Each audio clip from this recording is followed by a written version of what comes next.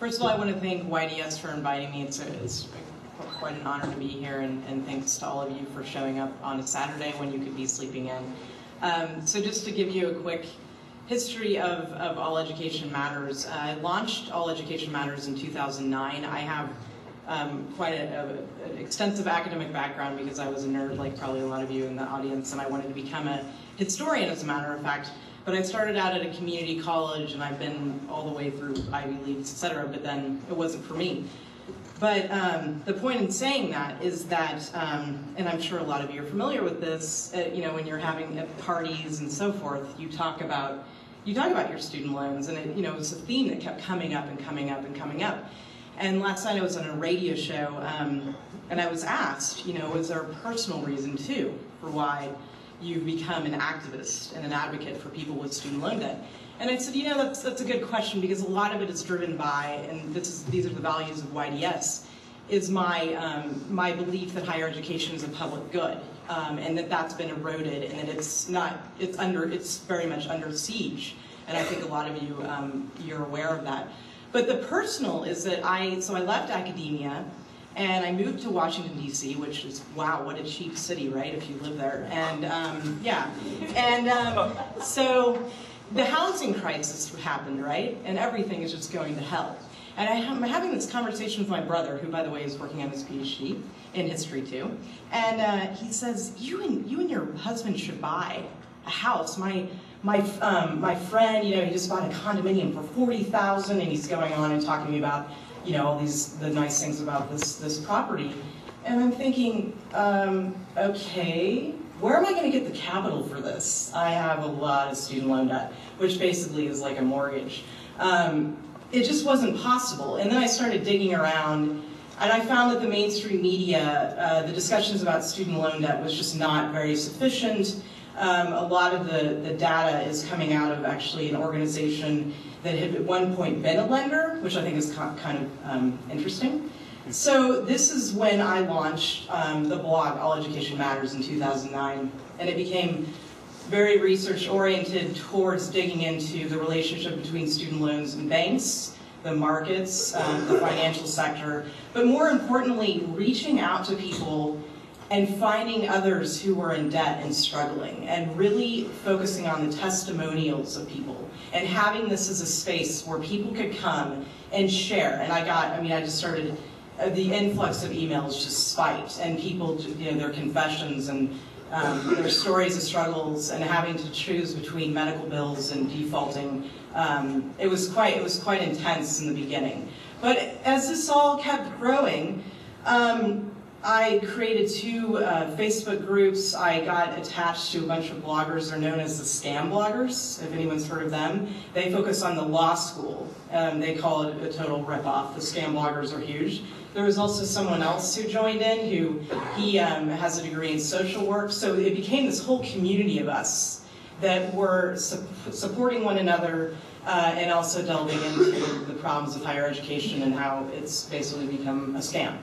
And then I moved to South Korea, actually, because I couldn't find a job, and they wanted me, and I went over there to teach, which was fabulous. And I was still doing all this research. I stayed in contact with all the people I'd met in DC, people on the Hill, policy analysts. I mean, I really did, you know, a lot of legwork just to get to know people and network in those circles.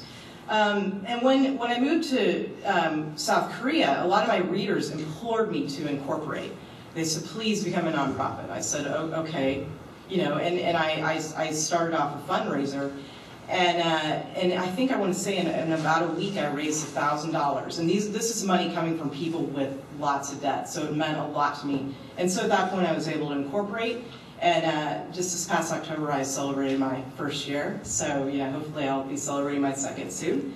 And so with a lot of the activism too, we carry out endless these letter campaigns, and I offer to, you know, write a template. And I said, look, if you want to change it a little bit, you can. If you want to throw in your own testimonial, please do so. But a lot of people have jobs, children, etc. They don't have the time. So we started sending off letters, these groups, and we would send off 50 to 60 to the White House, Roberto Rodriguez was the main contact there, and also senators' offices, and urging people to reach out to their senators as well. So it's to show that there's a group of us that are it's a collective group of us that are aware, and that we are saying, please do something for people with student loan debt.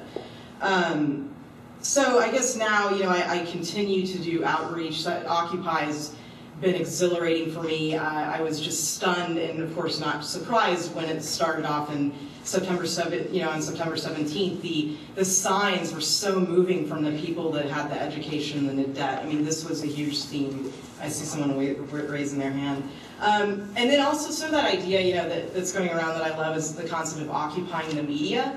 That's also one of the things I've really gotten into as well. I'm now a freelance journalist too, so I kind of wear two hats. I'm an activist, of course, but then I also do freelance journalism. And I've written for USA Today, the Huffington Post, New England Journal of Higher Education published an article by me, Truth Out, which is a great outlet. And now I'm a core contributor at theloop21.com. They have wonderful content, by the way.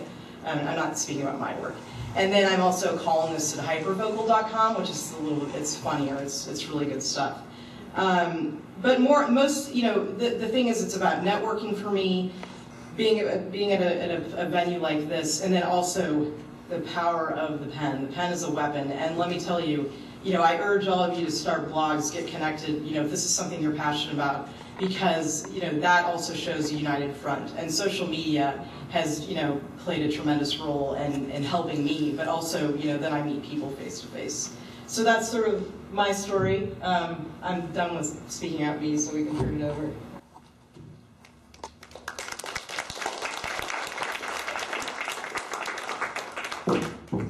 Hi, everyone. Can you guys hear me? I feel like this is far away. Okay. So what I want to focus on today is discussing about how to better understand your university and its role within the community and the state that it's a part of. Because we all come from different universities, and we all have different strengths and weaknesses. And if we're able to see that and really work on that and focus it, I think our activism will definitely be improved through that. And the other point I want to make is the increase of visibility and how to make that more apparent on your campus. So I am from the very small public university of William Patterson University, which is located in Wayne, New Jersey. Now, I'm going to be giving a more anecdotal story that will hopefully, through my experiences, can, bring up some sort of discussions and questions that can discuss your understanding of your university. So William Patterson is the second lowest funded university in New Jersey. And we have 9 public universities, and we have a total of 11,000 students and roughly $15,000 a semester, $15,000 yearly tuition, including fees, all that. So what makes up William Patterson? We are primarily a commuter campus, so there really isn't a focused community. So we don't have a lot of dorming, and a lot of the students who come are older students, many people of color, and also a lot of working class. We're right outside of Patterson. I don't know if anybody know about Patterson, but it is one of the largest and, again, also poorly funded cities in New Jersey. So this is really where we're coming from. So it is kind of hard to understand. Well, to get a better understanding of Willie P, you have to kind of see who the people are and what make up the thing. So recently, we got a new president last year, President Kathleen Waldron, and her whole spiel was pushing transparency and a better relationship with her students. And how YDS kind of profited off of this is that we made ourselves very visible at every single open forum meeting. We went in with our own questions, with our own agendas, and we introduced ourselves to her the first day she was there, and we made it known that we are the activism on campus, and we are well-educated students and well-informed students that want to have an open dialogue and make the life of the student easier at William Patterson. So with this visibility and making ourselves known, we really started to have a real relationship with our administration. And I think that that's important to keep in mind, because a lot of the time activism in many ways is seen, it's almost the administration versus the student body. And sometimes you kind of you have to see each other on some sort of playing field in order to have any sort of real progress come about. Unfortunately, so on the week before spring break, which is in March, we were informed that the Lieutenant Governor Wandagno was giving our keynote address, and we'll be receiving our bachelor's degree from William Patterson. Now, I don't know if anybody knows about the current governor of New Jersey and their agenda. Governor Chris Christie is a little popular amongst the Republicans today. But his whole agenda is really to massacre, I think that's a good word, public education in New Jersey. And the year before the Lieutenant Governor spoke at Willie P., he like half a billion of cuts in public education, all across the board. K through 12, universities, everything. So for a university that's trying to create a level of transparency, we saw this as kind of a slap in the face. Not only a slap in the face, but the fact that they only told us this, 5 weeks before graduation, I think was a little appalling. And we're like, whoa, where is this transparency we've been trying to develop through the whole year? So we were really ticked off. And within that limited amount of time, we had to target the proper audience.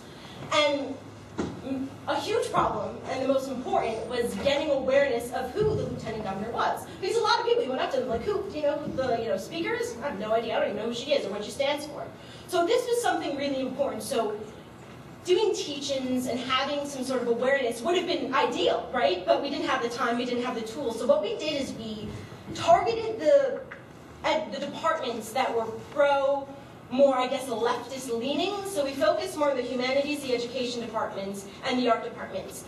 And literally 2 weeks before graduation, we completely flyered. When I say completely, every single desk in every single classroom had a flyer, a bright neon flyer, of who this Lieutenant Governor was and what her whole thing was about and how her agenda is to completely undermine where you are coming from. So that was something that we need to get across first. And also through social networking, which you mentioned earlier, and emailing departments and getting, again, this awareness transported to the students, I think was really crucial. Now, you could have all the information out there, but it doesn't matter if you don't actually have activism, if you don't actually do something. So with this information, we had to create some sort of idea that would get the attention of the administration, but not be too controversial that would completely undermine the whole graduation ceremony. Because we don't want to be targeted as the enemy also, right? Because we're dealing with a working class school, so some of these kids who are graduating first generation graduating with a college degree. So this is also really important. So we didn't want to undermine the ceremony. So what we decided to do was, when the Lieutenant Governor was going to get up and give her keynote address, the students who were opposing her agenda would stand up and turn her back to her. And our whole slogan was, the Governor and the Lieutenant Governor has turned their back on you. Now it's time for you to turn your back on them.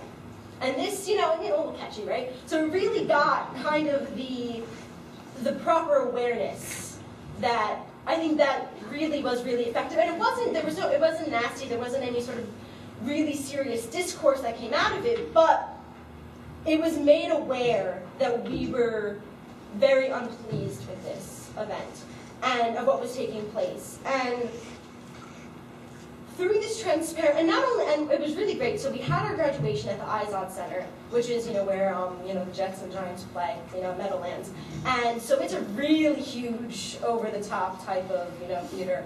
And the students were right in the center, and all of the parents were around, so everybody could kind of see everything that was happening. So the moment she stood up, the entire humanities department, education department, and arts department students stood up and turned their back. Now, that's about how many students graduated? Around like a couple thousand? At least half was stood up and turned their backs to her.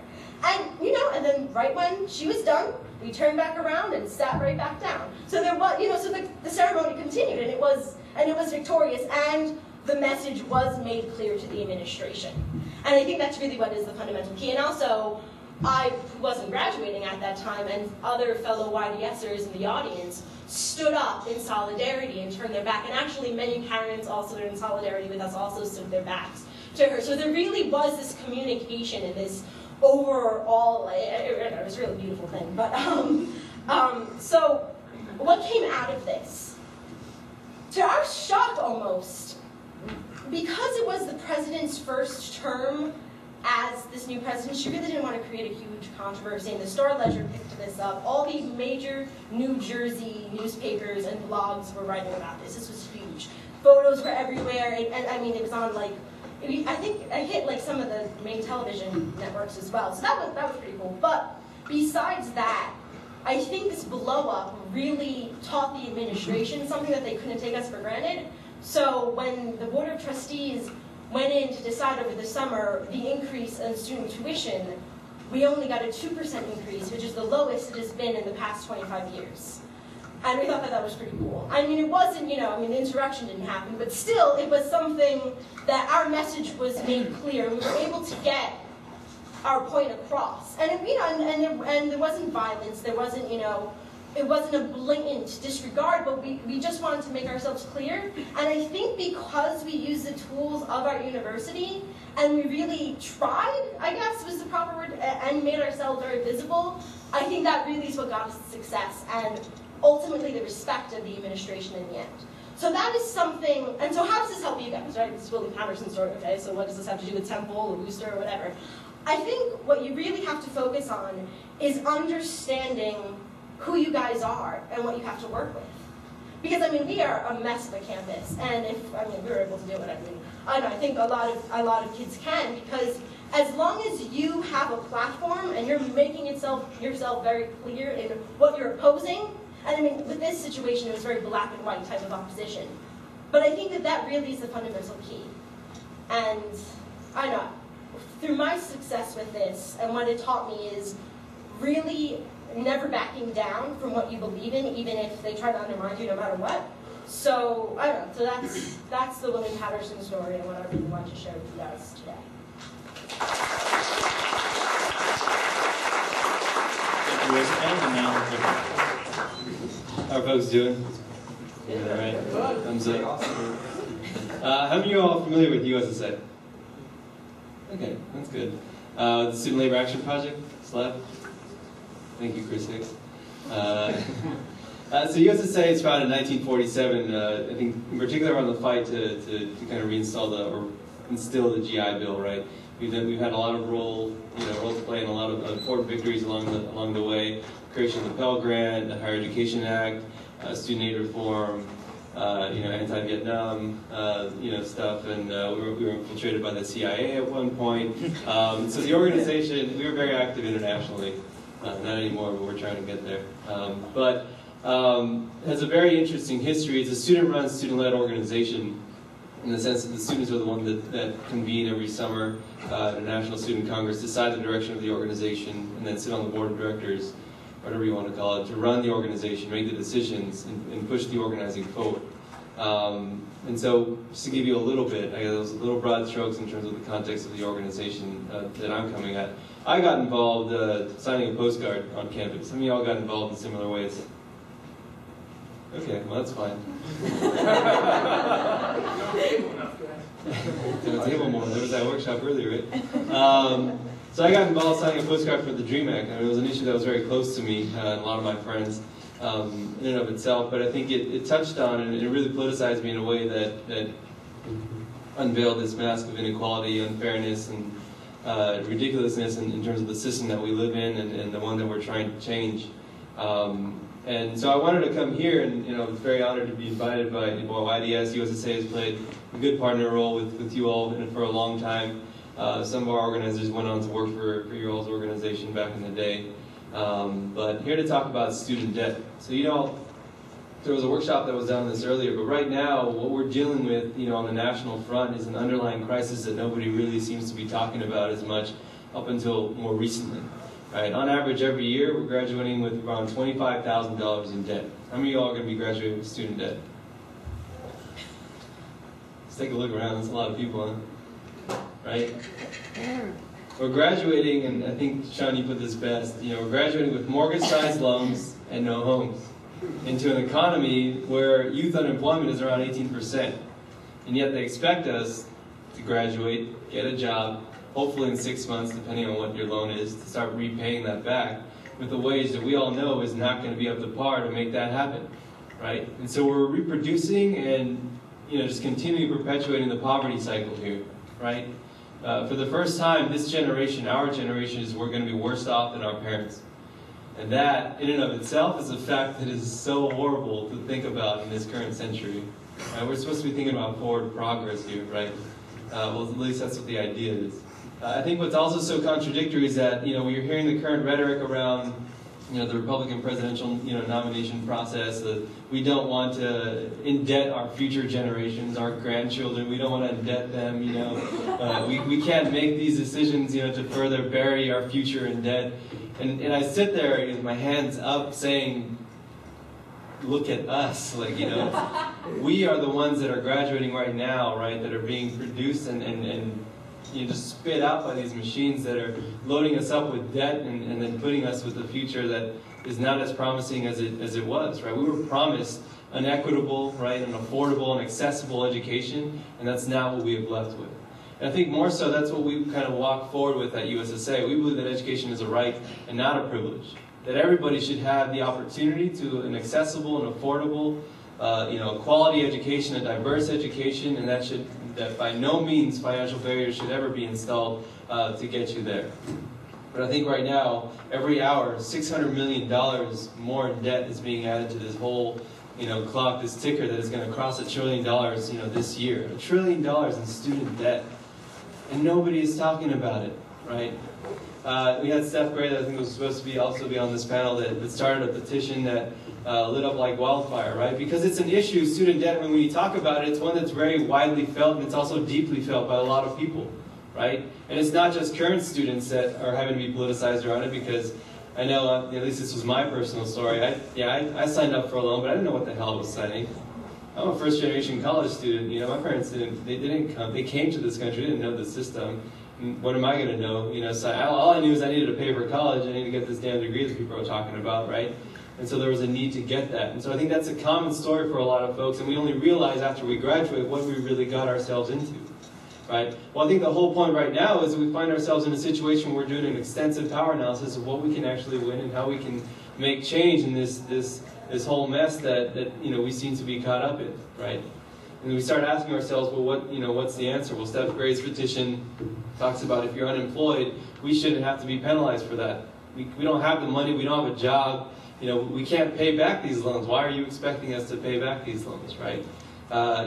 Student Labor Action Project USA also started a petition saying, we want to freeze all interest rates, and we want student loan debt forgiveness, right? I think right now, where we're at, the entire country, the conversation has shifted all the way to the right, and it's kind of made its way all the way back over with Occupy, right? And right now we're having trouble just kind of articulating what that solution can be, right? But we won't know until we push.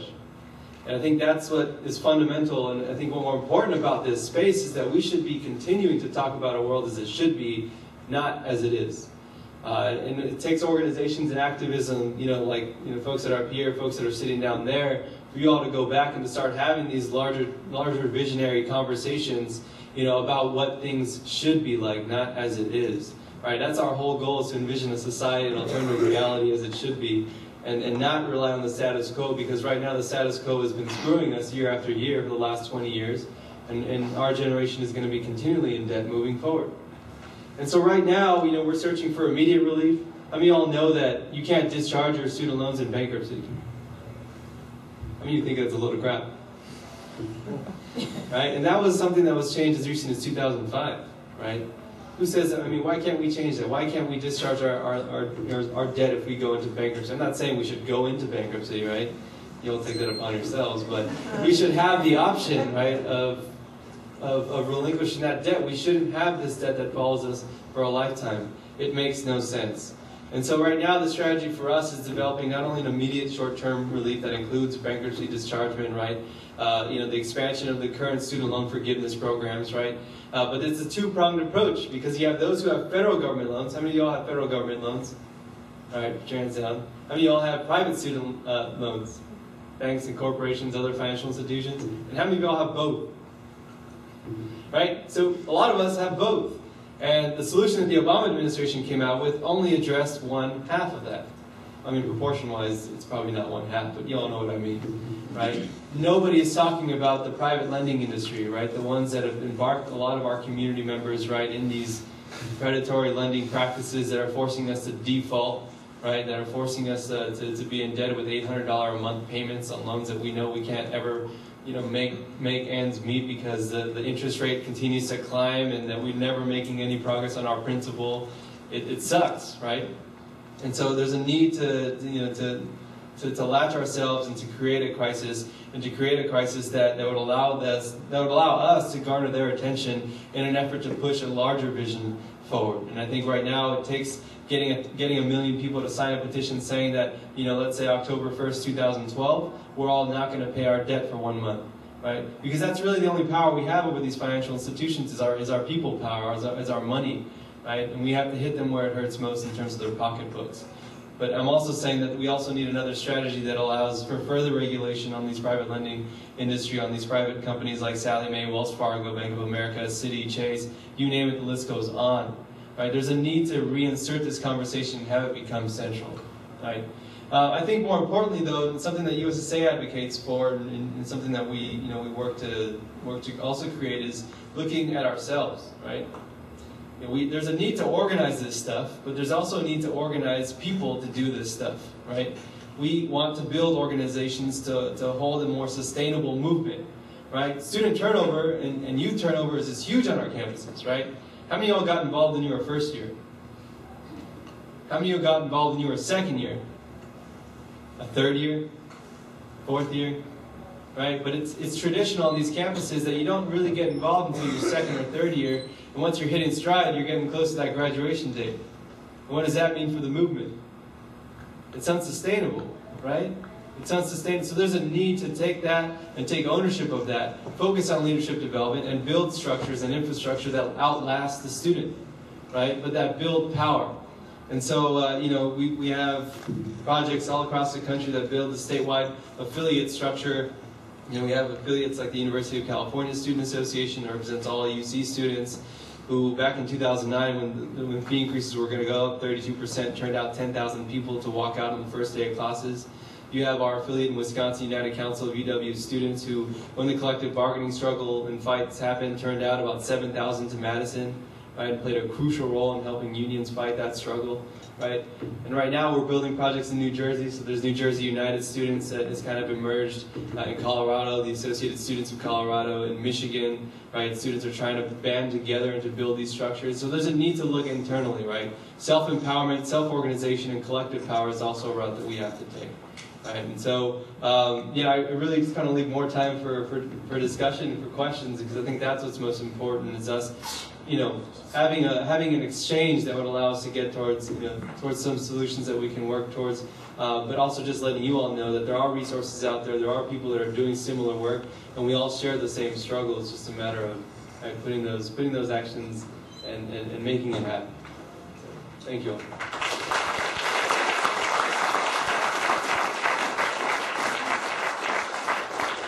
All right, now we have about 15, 20 minutes for questions and answers, so I'll be taking stack. I think most people are familiar with this, but just raise your hands and I'll take note of who wants to speak, and then I'll give people preference if they've not spoken yet, and that sort of thing. So who has a question for our speakers? Or a concern, or how do I get my campus to join USSA?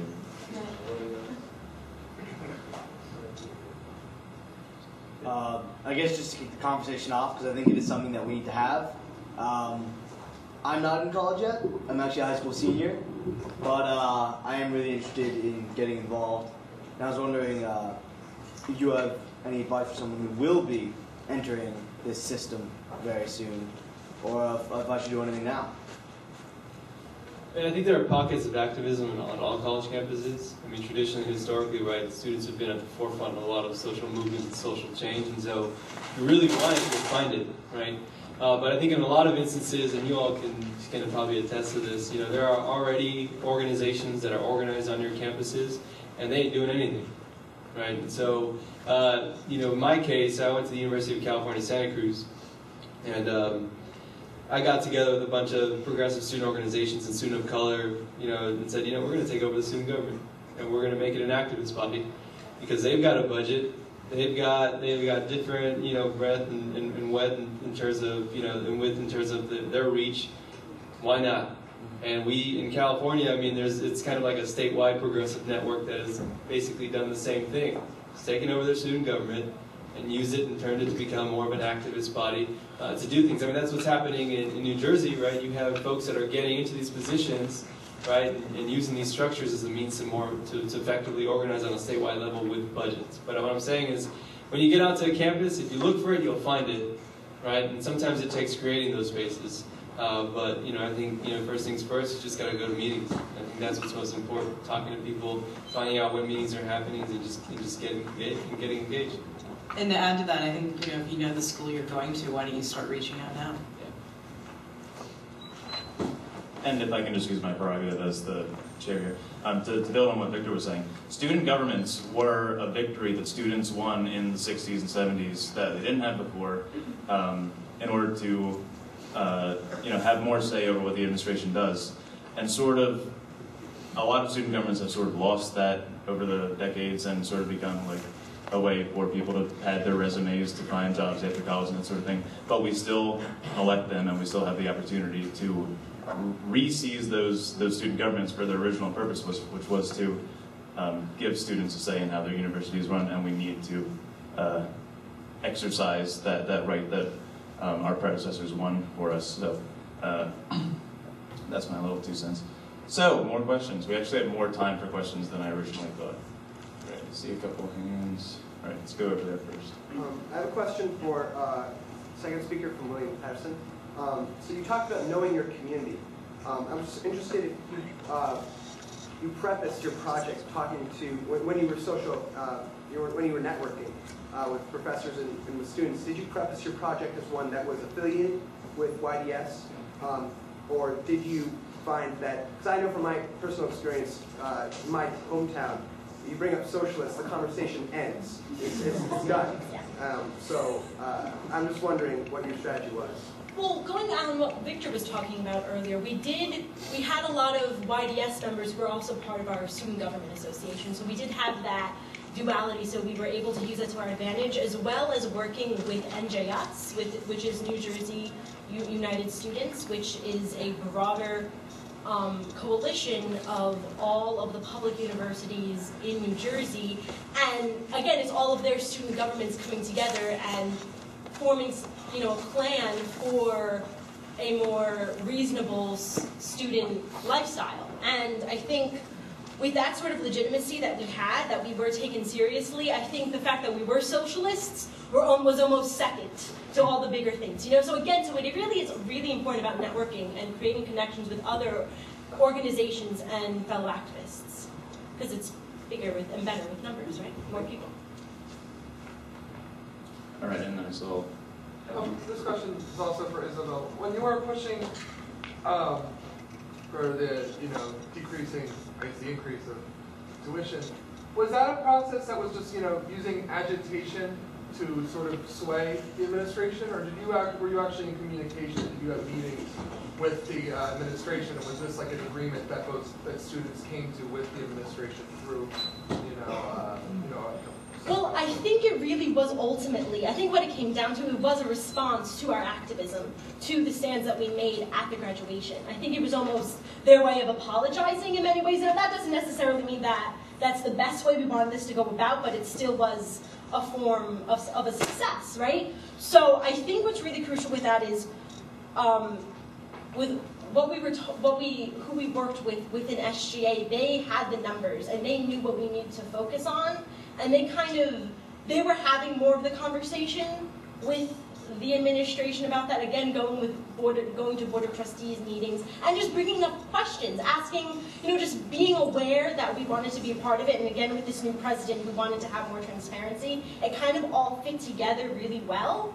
So I think it really is a culmination of everything together. And I think in many ways, you kind of need a lot of that in order for there to be some sort of success. But I don't know, that's just what I think, but I could be wrong.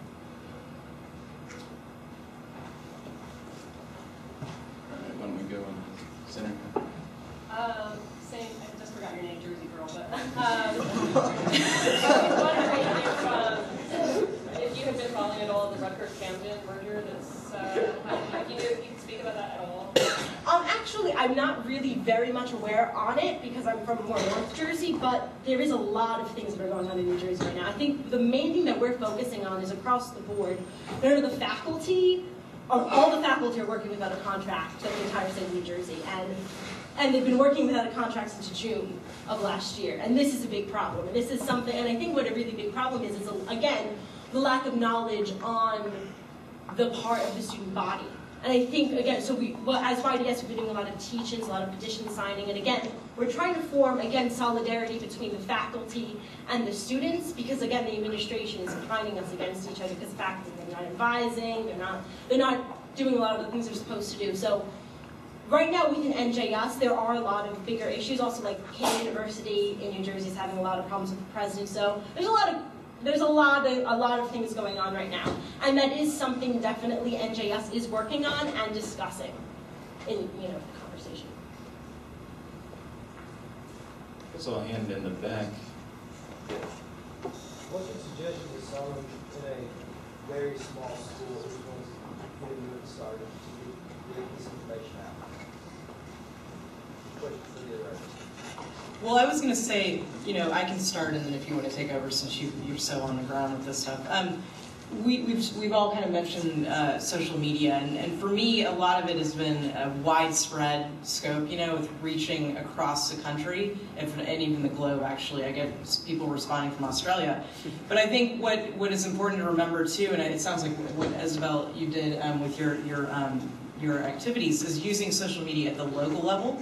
And that was something that just came up when you asked, and sort of sparking that and doing tweet-ups and so forth, that really can have pull. I mean, that's one piece that I thought I would throw in, and then you can take it over for other practical. I think what's important, and what I mentioned earlier, was knowing your student body. Because our university, last year, Rutgers, New Brunswick, they took over their president's office for about a day. And I mean, they were successful. They got some media about that, But with Willie P, if we ever did that, all the students would be completely against, oh, it's those socialists, they're at it again, occupying a building, and that wasn't effective. So you have to really see what it is the students want to see happen. Talk with the kids, see what you guys have in common as both socialists and, just students, and coming up with some sort of agenda from there. Yeah, and I would say never underestimate the power of basic tactics. If you're at a small school, I mean, education is it's a prime component of any kind of movement building, and so you're educating people to agitate them and move them to action. Well, flyering, leafleting, showing a movie, default the movie, the student loan documentary, or something similar, having a forum. All those small things can lead to larger base building in the future. And I think we all have to recognize that it takes time. I think too much in this world, everything is moving too fast, but human interaction still stay the same. And so to move people, you got to have real conversations, and you have to have that peer-to-peer contact. And so again, I would just say, never underestimate those basic tactics that can really kind of help out in the long run. Yeah, young lady in the center. Yeah, there's been a lot of talk about student loan debt, but not a lot about free education.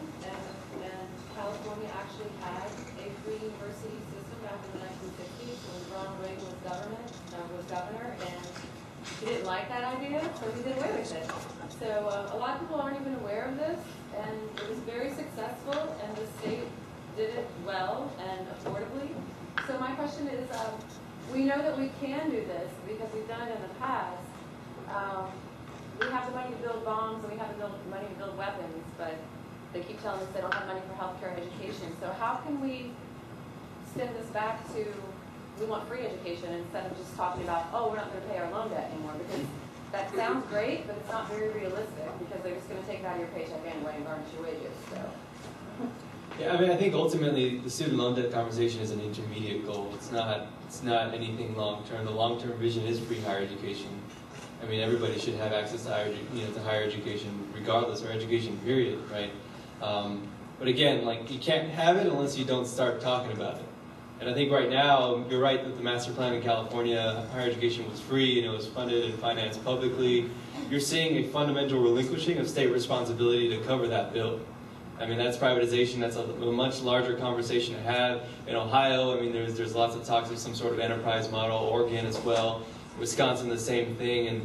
And so right now, there just hasn't been a national narrative that has started around it. And so, I mean, I would defer back to what was mentioned earlier about the power of the pen, in terms of talking about it.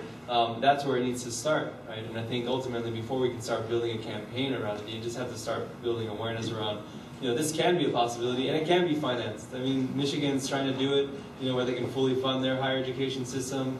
Why can't the richest country in the world do the same?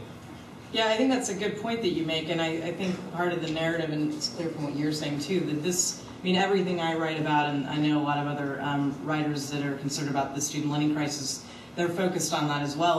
And just this morning with Andrew Porter, he's the national organizer for YDS, we talked about why is tuition rising. And then there was a pie chart that's just absurd. If anyone, I've seen some of the faces here that show that the military, and it's, what was it, 58%.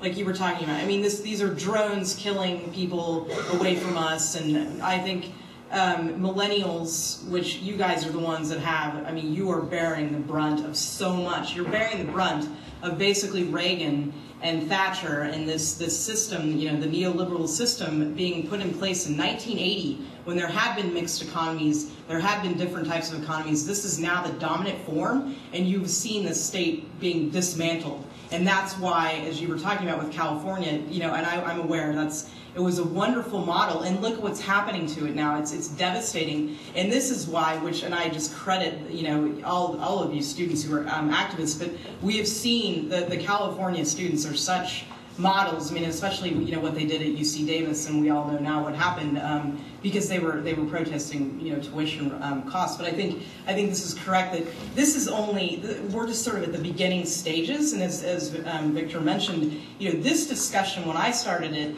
especially in mainstream media, they kept saying, oh, college debt is good debt. That's a good investment. And I'm thinking, gee, really? Because those aren't the hundreds and hundreds of stories that I've collected so far. That's really not what I'm getting. This is not the narrative that I'm putting together.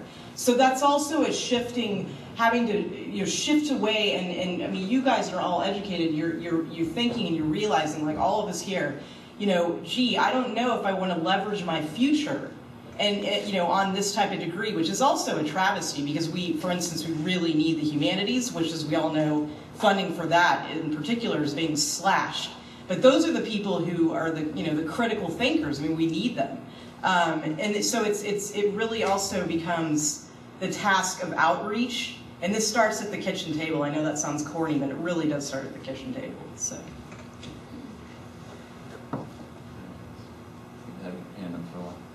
Just to play the devil's advocate a little bit, Apple recently said that in a statement in regards to the student debt, that the reason that they transport a lot of the jobs to the to China and to their higher educated individuals is because their level of higher education is at a higher standard than America's.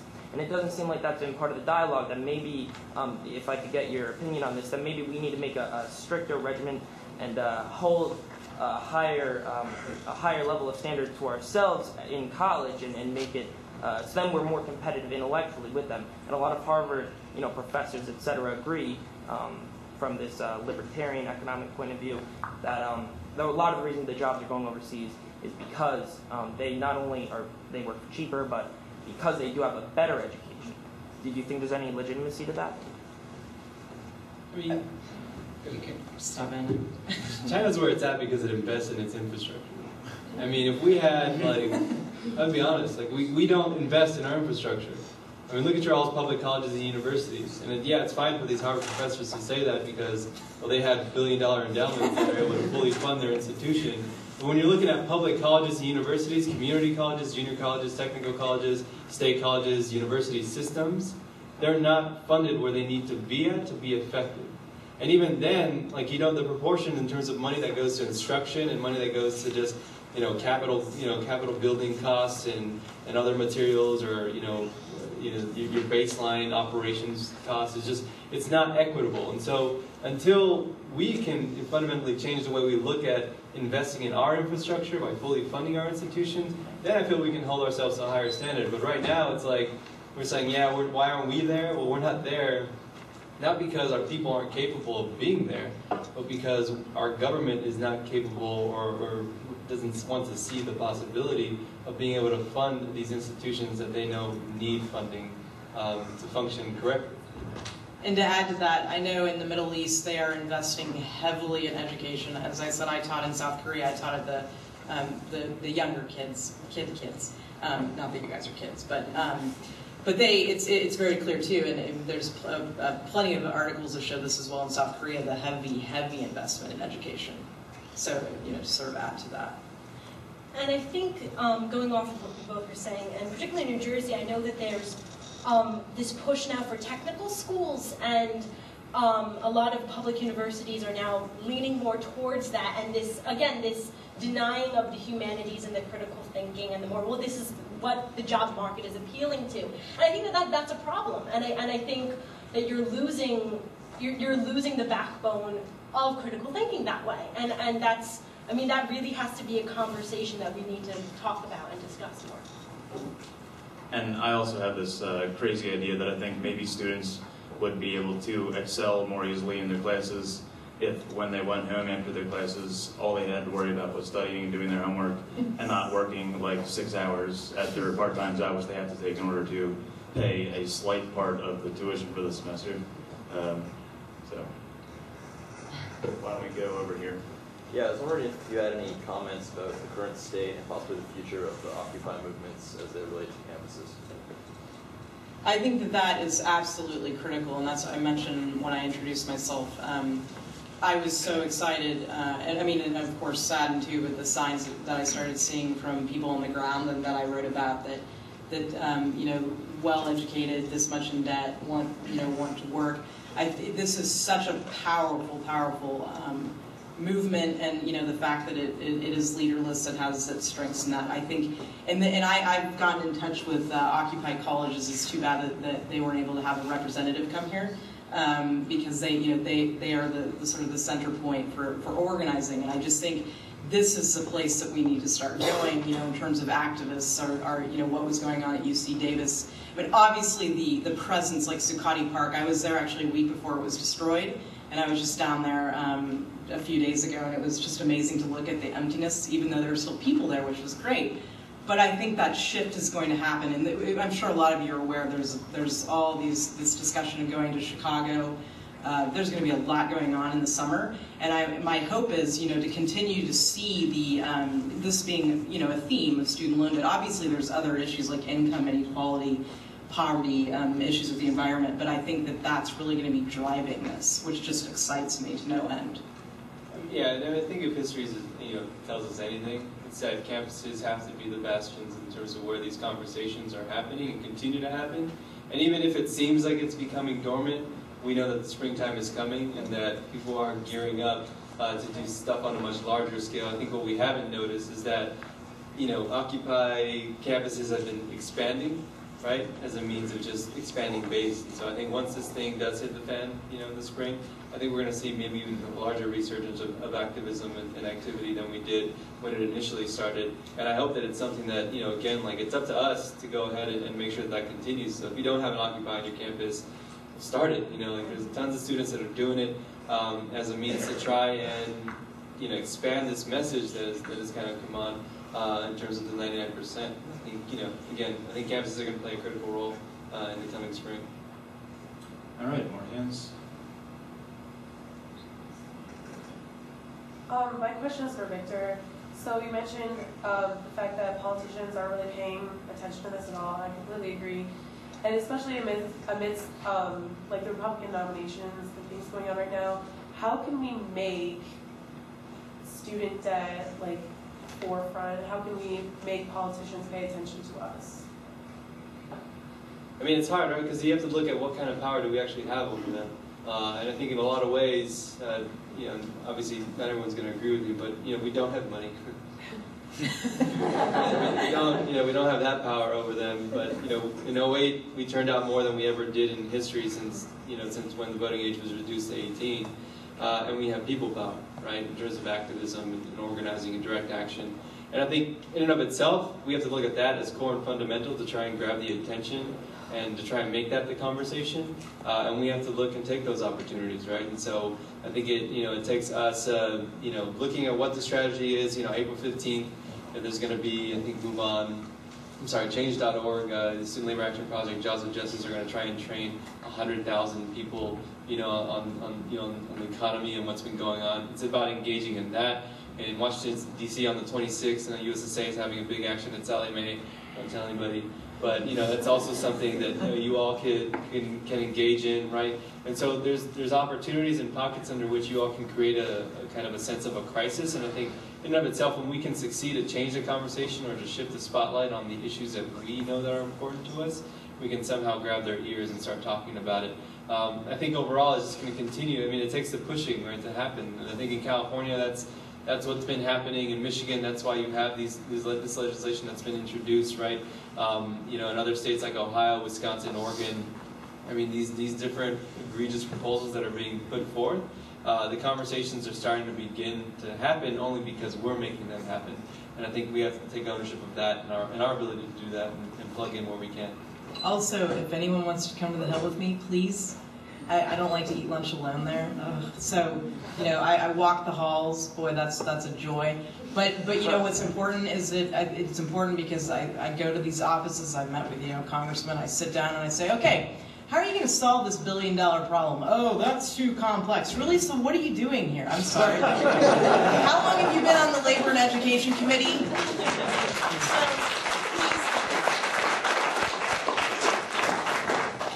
Because if we don't speak for ourselves, then who will, right? And I think right now what we're seeing, and this is just another thing, it's like these people aren't going to live with the laws that they are implementing. And more than likely, we're the generation that's going to have to deal with this stuff. So it's up to us to make sure they know what we're thinking, what we're saying, what we're pissed off about, what we don't like, right? And if we do not communicate that, then that's on us, right? All right, more hands. Why don't we go? This is just a general question. At GW, for our spring commencement speaker, we had Michael Bloomberg. And a few months before that, we had Dominique Strauss-Kahn come to speak.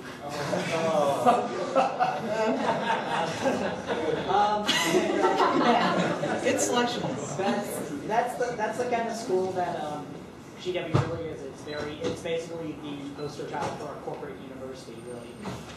And I'm wondering, with things like turning your back on, like, the lieutenant governor of New Jersey and things like that, how do you deal with the expected hostile response from students and people against what you're proposing to do against your ideas, especially when that hostile response might be the majority of the school population? Yeah, that is a big problem. I think the most important is teach-ins. Is having first the made availability of that there is an alternative. If you have to have one once a week, that's why you have your meetings, right? At your YDS meetings, that you have this type of literature available and you have this conversation always present. And always taking a stance against the administration, especially if their interests are not the same interests as you have. You know what I mean? And I'm a student, I pay a lot of money that I don't have, to go here. And what are you giving me? Let's have a conversation about this. And I think that's really it really is all about the honesty of it. It's just going right in their face saying, okay, you got to do something about this because this isn't representing me or the rest of my student body. And I think you have to see what it is the student body wants and talk about that more and have that conversation. Because nobody knew about who the lieutenant governor was 5 weeks before. And once they knew about it, then they were like, oh, okay, she's not at all what we're all about. So this is a problem. So education, I mean, you're at a university, right? Education is the most important thing. And yeah, so the sit-ins, like she's saying, and then the mic checks, which I've been watching these on YouTube with the students protesting, you know, JP Morgan, the CEO, I can't remember where he was at. I mean, it was fabulous. They were being booed, but you know what? They looked awesome. I mean, I was rooting for them, you know, on YouTube, but who cares? You know, they kept doing the mic check. They kept standing up and denouncing, you know, these disgusting practices. And you can do, if you get the sit-ins, you can do those mic checks, and that's so powerful. And I think we also have to be honest with ourselves. You can't win by yourself, right? You can't win being one-dimensional, and you have to have dialogue, and you have to have exchange, and you have to build coalitions. And so I think it goes back to you know, what's being mentioned is that education is important. And you know, these tactics, yeah, I mean, they're very good points of escalation, but you have to think about building power. And I think at that rate, it's like persistency in education and consistent agitation, I think over the long run, is a lot more effective in terms of building a larger movement and making this perceived minority issue a majority issue for folks who kind of finally fall back under and move with. Hi. This is really a question for the all education matters for me. In terms of growing numbers, you talked about how important your sort of anecdotal part of your blog is. I wondered if you could talk about that and the relationship to interest in the blog growing. You mean anecdotal in terms of the testimonials? Yeah. I guess it's a question about how that relates to getting people involved, if that's a crucial part of how you're making your numbers grow. Yeah, no, that's a good question. Actually, yeah, the testimonials, and I've been told this from people who've launched their own blogs, because I do think that's an important aspect of activism, as I was saying, that using the pen as a weapon. One of the big things is sort of overcoming the shame. And I always respect people if they come forward and they want their story to be shared, and I weave it into a narrative about, you know, the dismantling of the welfare state, et cetera, and these problems with what's happening to higher education. But I think when, you know, people really come forward with their full names, and I've shared my story too there, there's a real power to that. And I totally respect anonymity, by the way, because, you know, we all decide how comfortable we are, especially online, you know, if we want to come forward. But that really does, I think, and I've been told this, and especially with the Facebook groups too, that are very active. I mean, I check in, but there's a group of people that are constantly, you know, interacting and supporting one another. I think that's really crucial, because there's a lot of shame that goes along with this debt, and a lot of us don't want to talk about it. And I just remember when I started getting involved in this and having, you know, dinner parties, and I mean, it was quite liberating to just, you know, sit there and people are like, wow, yeah, I have a lot of debt too, and just really having an honest conversation. And so that's a part of the testimonials that I think are it's important. If that makes sense.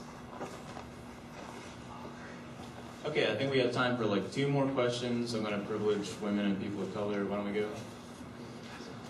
I was hoping the panel could unpack this idea of reclaiming the conversation. I go to the University of Rochester, and our economics department is very Austrian and conservative. So the perspective already is framed as, you know, this is a personal choice. Students take opposite. So what can students like us do to reclaim this conversation and you know, change the focus from this particular perspective? You got to find your allies. I mean, I'm sure there's some allies that are faculty and staff on that campus. There's got to be at least one. And I think in and of itself, if not, then you go outside of the university to get the information you need to provide a balance. And again, like, it just takes talking to people. It just takes, you know, peer-to-peer contacts. And I think in and of itself, building a base through education is really important to try and reclaim the conversation. Because right now, if you yourself as an individual at the university thinks this way, and you only have about 7 other people that are aligned with your interests, you don't really have a lot of power, right, to change the conversation. And so, I mean, it takes social media, right? The perception of power in social media is huge, right? But it also takes actual power and contacts, and that takes educating, getting alternative sources of information that can prove your point, right? Because that's the other thing too, is that you can prove anything with statistics. People can use numbers for almost anything, but who's to say that, you know, you can't tell your story more effectively than they can? And I think more in and of itself, like, it just takes you expanding that pool.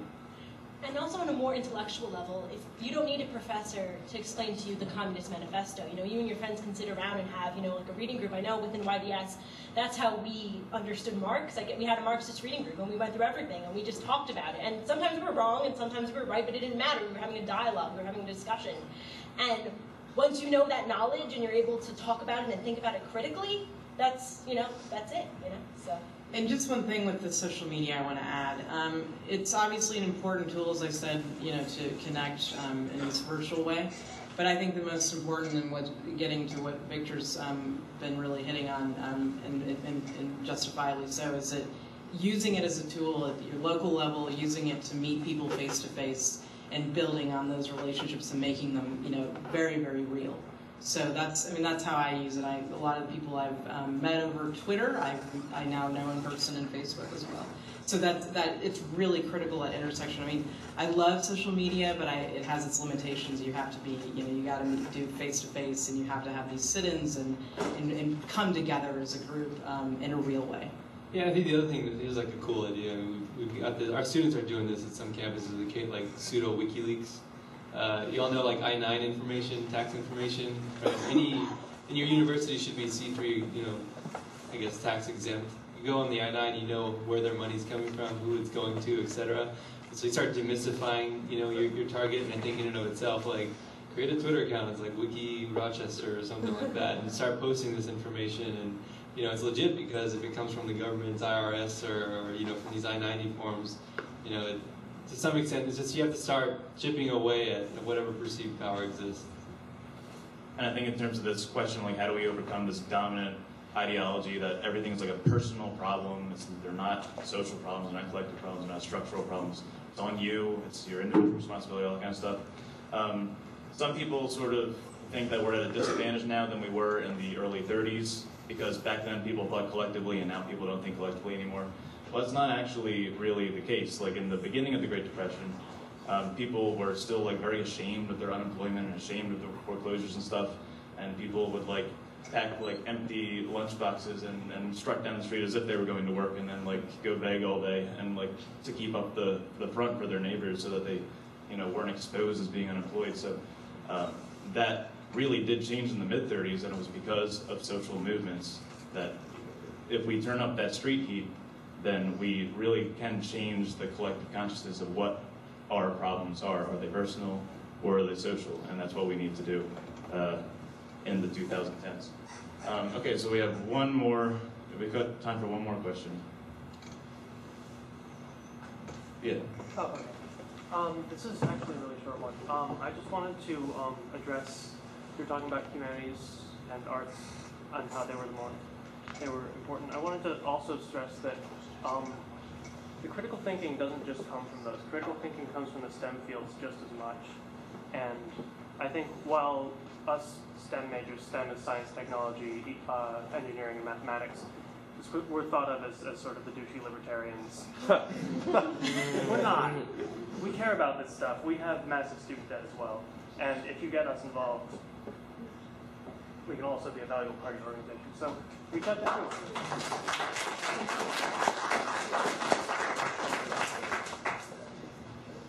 Yeah, I mean, I'll touch on that. You know, everybody has a role in the movement, right? And so if you're an engineering major, we had somebody, this dude that was like an IT major on our campus, so we got him to do a website, you know, or to create technology platforms, or to help us when it came to databasing and you know, numbers management and stuff like that. Like, everybody has a role, and I think you're totally right. I love people in the sciences too, and people who do that totally embrace it. That's a very good point. All right, well, why don't we thank our speakers again. Thank you.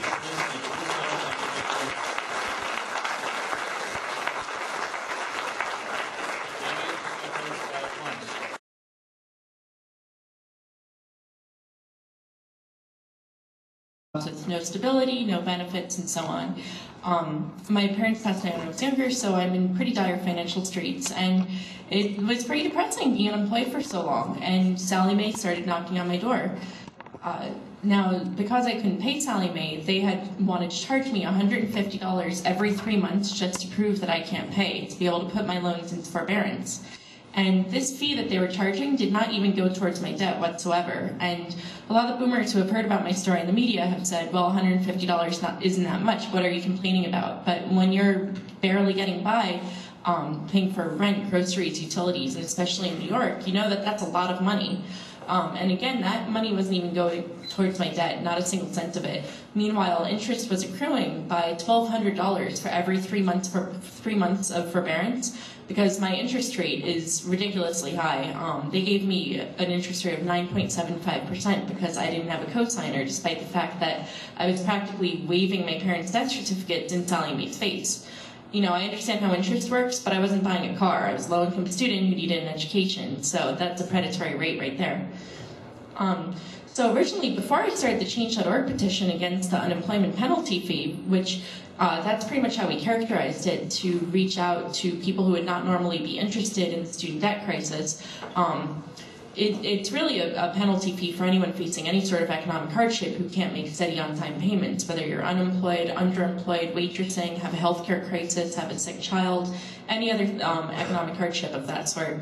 But before all of that, I had started OccupyStudentDebt.com in conjunction with Robert Applebaum of ForgiveStudentLoanDebt.com and Kyle McCarthy of Default, the student loan documentary, which will be shown later this week. Not sure of the schedule, but it's in the Student Debt Week of Action agenda. Anyhow, so our idea for the site, it was based off of the We Are the 99% Tumblr that became popular last autumn. And we're collecting stories of student debt hell from all average Americans of all backgrounds. It's just your basic Tumblr setup. It's got a couple of different widgets to link to resources about the student debt crisis and how you can get empowered. And what we're trying to do here is not just collect sob stories, but to show that the student debt crisis is not limited to our generation alone. And it's a matter of moral issue with individual student debtors. It's not that we're lazy or entitled. There's so many hardworking people who have been submitting their stories. And I was surprised to see that our demographic is not just people in their 20s and 30s, but we've got baby boomers, we've got senior citizens.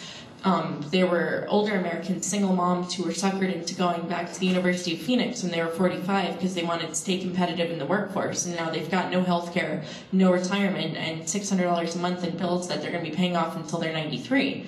This is a crisis that's very widespread across the country, and it's absolutely horrifying. I was very fortunate that Change.org reached out when they were looking for student debtors who wanted to start petitions with their site, and I said, well, you know what, I've got this $150 fee that I can't pay. Sally Mae's given me no choice but to pay this fee or default. And I started the petition, and so far it's gotten up to 120,000 signatures. It's crazy how much it exploded thanks to social media. It's interesting, having been a part of Occupy Wall Street, New York, and working with these established organizations like Change.org and Rebuild the Dream, to see the juxtaposition of traditional means of organizing versus non-traditional means. I think that both are absolutely vital for reaching out to different segments of the population, especially, as I was saying before, people who don't understand the student debt crisis and are reluctant to learn about it. The media response has been quite interesting also. I'm a bit disappointed by a couple of different media outlets attempting to paint me as a sad little orphan girl, which is true more or less, but I do find that problematic, and I would rather be shown as an empowered, activist, tough, feminist lady who wears combat boots, but that's just me in my own head. Regardless, they've been sort of setting aside a lot of the facts and figures about the crisis in favor of sob stories, whether it's my sob story or anyone else's that they've been covering. And I really would like to see the media push away from this. When it comes to talking to these outlets like ABC and PBS and the New York Times, we have to steer them away from providing cautionary tales to high schoolers. Listen, the class of 2018 and 2019, they've heard enough cautionary tales. It's time that we reach out to student debtors who are in absolute hell right now.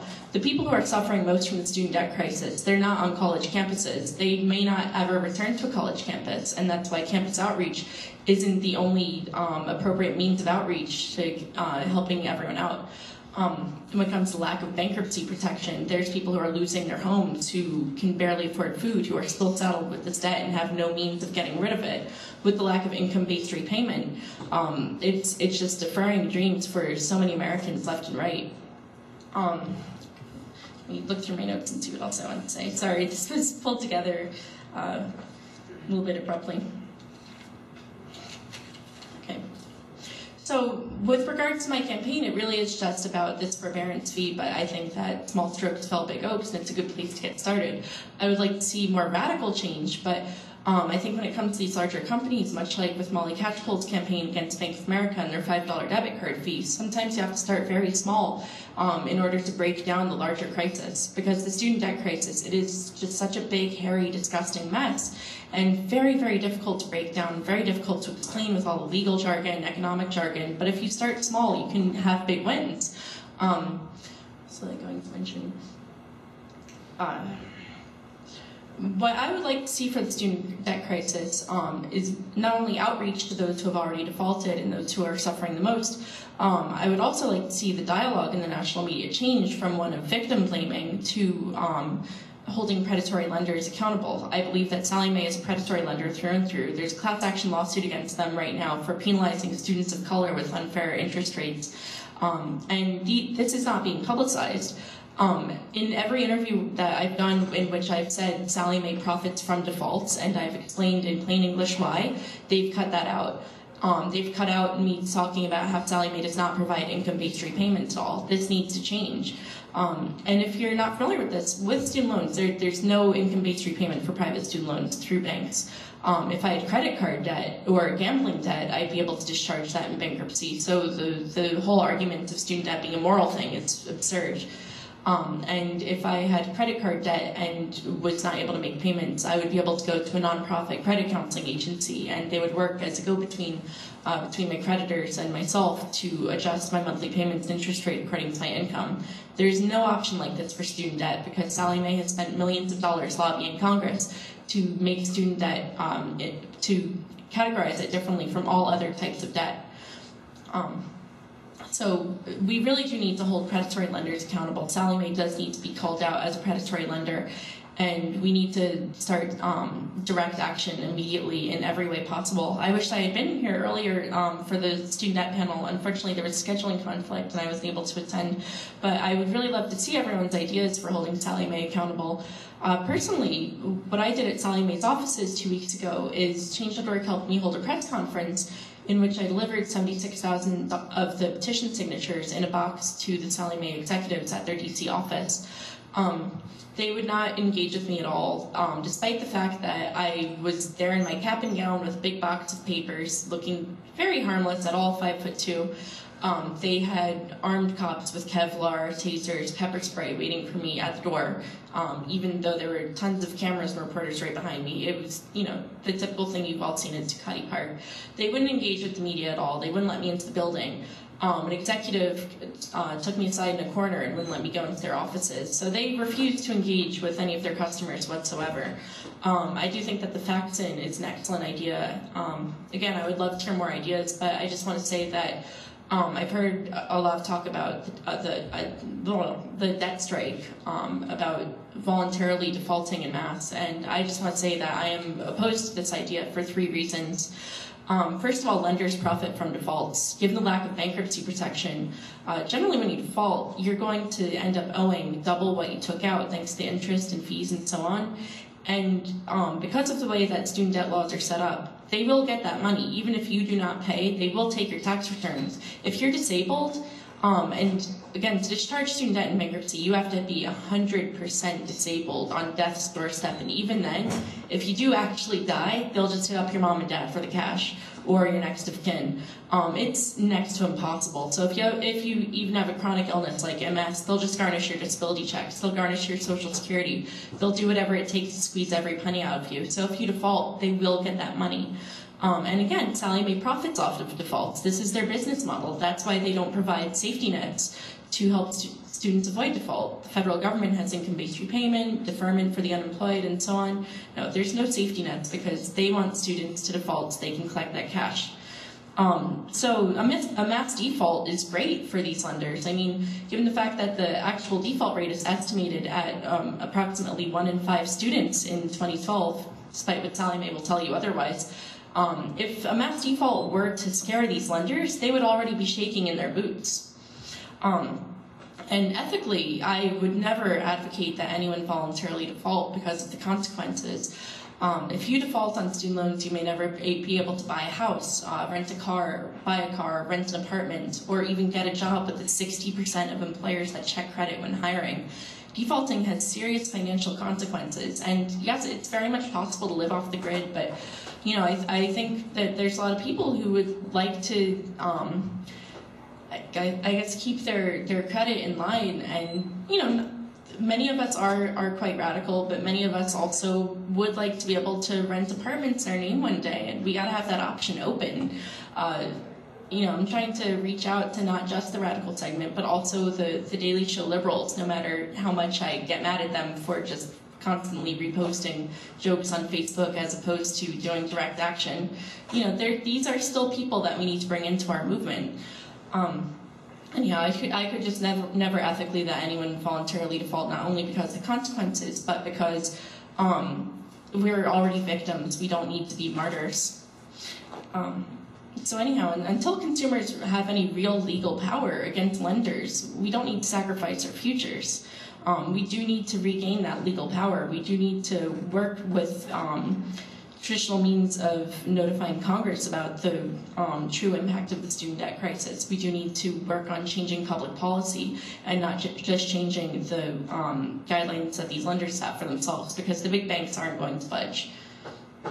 But if we can get organizations such as the Consumer Financial Protection Bureau to get involved, then we'll see what happens. I mean, I'm new to all of this, honestly. When I first started getting involved in activism, I've been a feminist for longer than I can remember. And with student activism, it's been difficult to know where to go, because even though I believe that everyone can be a feminist, quoting bell hooks here, there's sort of enough feminists right now. There's enough pro-feminists who are behind the desks and in these established organizations doing stuff. But there's only about 12 people in the student debt activism community professionally, and we all know each other, and we're all not sure what the hell to do. So that's why we just want as many ideas as possible, and to just get everyone united. The Daily Show liberals, the anarchists, everyone in between, just get them all behind us, because we'll be an unstoppable force once we've got this army together. Oh, speaking of army, I almost joined the military because of my student debt. I was considering it for a very long time, but then I heard about the sexual assault stats and said no to that. So, screw that idea. I'm very glad that I chose this route instead. Any questions?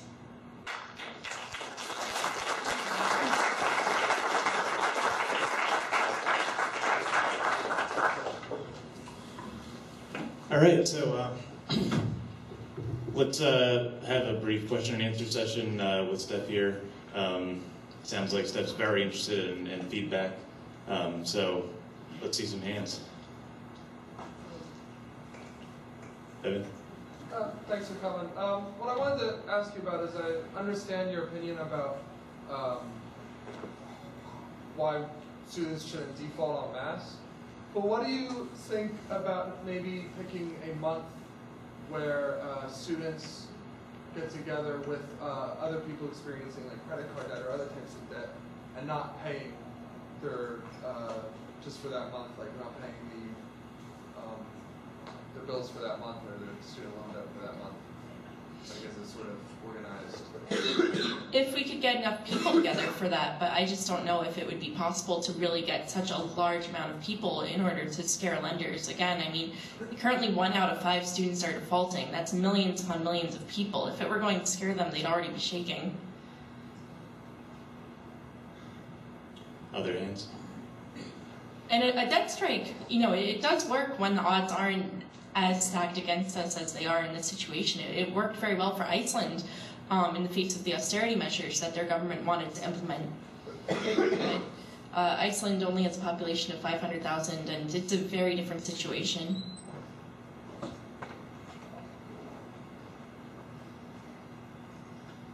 Other thoughts, questions? Yeah. What do you think about the general cost of tuition in the first place? Oh, it's horrifying. It's absolutely horrifying. I mean, when it comes to talking to the media and reaching out to older Americans, one thing that they don't understand is, oh, well, why can't you just work harder? Why don't you just get a job while going to school? That'll solve everything. And they don't understand that tuition had skyrocketed 600% between 1980 and 2010. even if you do work full-time with not a single gap in your resume, which is what I did while I was going to school, there's still no way to make ends meet. Did I see another hand around there? Yeah, why don't we go with Ben? Yeah, so I think, petitions are great and all, and I support them. And I think it's great you went to Sallie Mae. What I'm wondering is, I haven't been a student for a while, so maybe this is already in the works, but why not just work with Occupy and have like a massive direct action at, Sallie Mae, Department of Ed, all over the country? I mean, is that being talked about? That's what I would love to do, because Sallie Mae has offices in Virginia, Maryland, Pennsylvania, Indiana. I mean, if you have student loans from them, you've seen the collector numbers calling from all these different area codes. It would be wonderful if we could mobilize Americans to take buses in large numbers to show up here in person and show them that we're getting off the internet, here we are, and we're pissed. If we could possibly even link arms around their offices to not let any of their employees or executives leave until they've engaged with us, that would be a beautiful thing. I think I saw a hand in the back. Yeah. Yes, I really agree with the fact that we can't really default masses and cause any real damage to the loan companies. But what other moves can we take to help the future generations that are going to be paying student debt, to help freeze tuition rates and lower interest costs and stuff? What are some moves that we could take to help the future? I mean, that's really difficult. Aside from providing cautionary tales, as I was saying, we need to change policy immediately because, I'm really not sure where to start when it comes to getting colleges to lower their tuition. They're very reluctant because they want to have all this money for their brand new stadiums, their brand new gyms, and all of these shiny facilities they can show up in their pamphlets. But what we can do when it comes to student debt is just changing lenders' policies and changing student debt laws to make things easier for future generations. But we need to change things for now. We need, Obama's reforms, they've only covered federal student debt, so it doesn't matter if you're not going to be helped if you've already defaulted or if you have loans through Sallie Mae, Bank of America, Chase, etc. There's been so much focus on federal debt as opposed to private. And what else? And we also need to go after for-profit colleges because they won't even release their default data whatsoever. They won't open their books, and they're really the worst culprits when it comes to the tuition hikes and suckering people into these loans. I think one good thing that we could do in terms of campus outreach would be if we could just cut off Sallie Mae's source of easily exploitable consumers by doing sessions at campuses throughout the U.S. and passing out information, spreading knowledge about Sallie Mae as a predatory company, and then putting pressure on these universities to end their relationships with Sallie Mae. Because I'm sure many of you are students and you've seen it at your financial aid office. Sallie Mae's logo is everywhere, at least at Hunter it is, with the happy, smiling college students pictured in the posters. They purposefully do not differentiate between federal and private loans because then, students would be well informed and they would know that there's no consumer protections for private loans. They purposefully make the differentiation very murky. They purposefully paint Sallie Mae as a benevolent nonprofit, which is not by any means. It's as much of a Fortune 500 as Bank of America. And they purposefully show Sallie Mae as a governmental agency, which has not been since 1972. And I believe that universities are receiving kickbacks to promote Sallie Mae's products. As a CUNY student, I still receive emails, CUNY alum, I still receive emails saying, Sallie Mae Smart Option student loan, it's a smarter option. And it does not even say advertisement anywhere in the email. This is what we need to end. If we can end this relationship, Sallie Mae will start listening up because they'll say, oh no, we don't have this source of students to exploit. The stream is running dry. I think we have time for 2 more questions. Why don't we go in the front here? I just have a fact check. The Occupy DC Students Collective of all the various colleges in DC is actually doing a march to both Sallie Mae and the Department of Education on March 1st in collaboration with a bunch of other people. Oh, I just found out about that today. I had no idea previously. So yes, I want to join Occupy DC. I will take the Chinatown bus for that because the Sallie Mae executives recognized me, especially from when I walked into their office, and they wouldn't allow anyone to come in with me in the office either and wouldn't allow me to record. So I told the executives their faces that they profit off of defaults, and I said, you know what? I'd rather be my broke ass barely getting by than profiting off of ruining lives. I asked them, how do you sleep at night? And they wouldn't even look at me. They took the box and they turned their heads and treated me like scum. It's kind of awesome, actually, to see how weird they got. One more. I think I saw somebody towards the back. Yeah. Hi. Robert Reusch argues that we should do away with the entire tuition system and set up a general trust fund that students would pay at 10% 10 years after they graduate.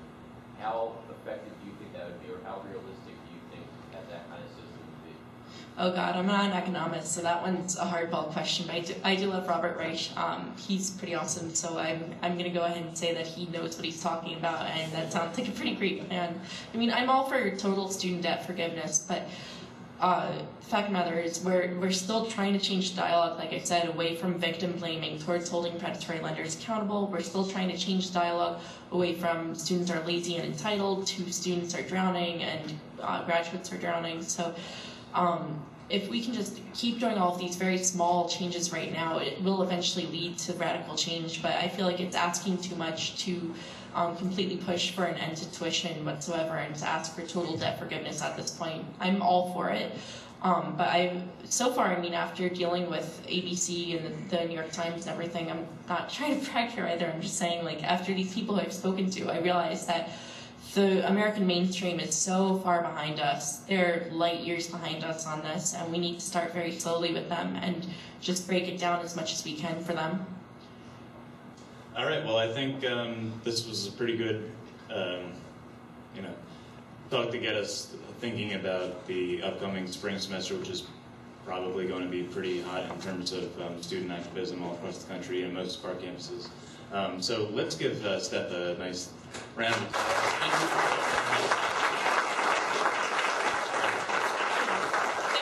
Email me. I can be reached at studentdebtaction@gmail.com. If you have any ideas, if you have any critiques, I mean, honestly, I've just been doing this for a couple of months. I am brand new to all of this. I'm still a baby with all of this. So please, if you have any ideas, I want to hear all of them.